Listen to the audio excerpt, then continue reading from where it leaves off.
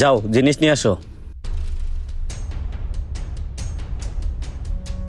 ইস, ছোটবেলায় শুনছি পড়ালেখা করে যে গাড়ি ঘোড়ায় চড়ে সে।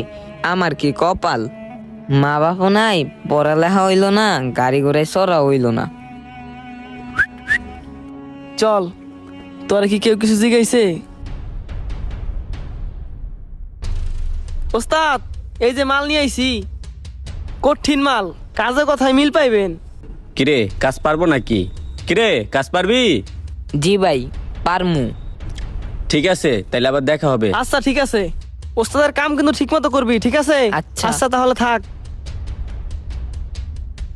কি